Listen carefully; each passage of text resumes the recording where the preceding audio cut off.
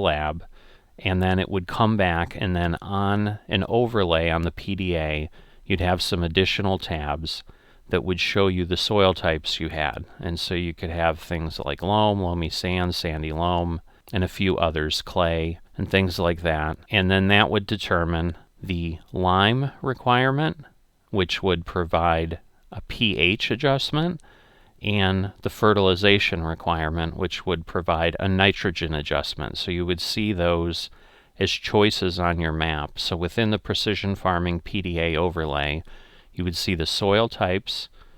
You'd be able to see, as you were testing, what it looked like. You'd be able to see your nitrogen content, your pH content, and then the economic analysis that it talked about is there was a detailed chart that would show you how much of everything you used. Now there were some things that were missing.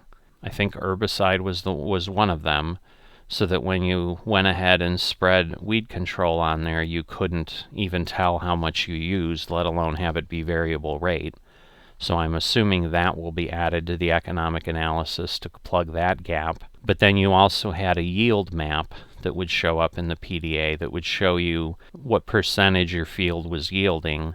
And the nice thing as you purchased fields is you could look at fields that you didn't own, and it would give you basically their expected yield above or below 100%, so that as you determined which fields you wanted to buy, you'd be able to look at that.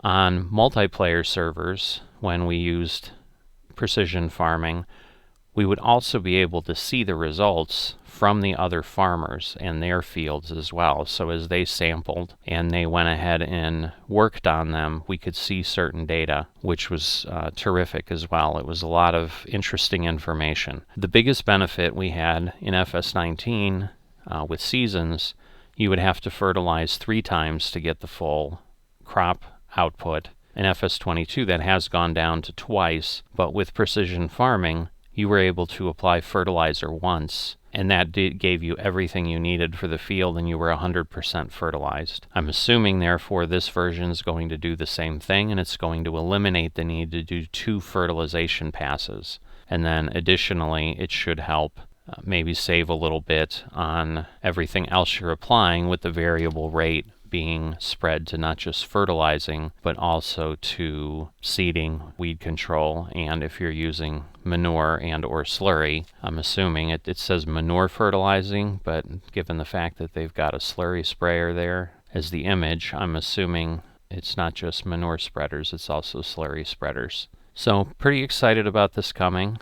My biggest question is going to be when it's going to show up in our multiplayer FSN experience. I'm hoping that'll be quickly after it comes out, because that was certainly something we got used to in FS19, and certainly something I'd love to have back in FS22. But at a minimum, it'll be available for all of us on single player. Look forward to that in about a month and a half. So as always, if you have any questions, drop a comment below. I'll do my best to answer it. Please subscribe to the channel if you have not, so you get notified of new content. And if you've liked this video, I'd appreciate you dropping a like below so that the video gets some more exposure, and we get the opportunity to get some more friends in the community to chat with. So I will see you next time.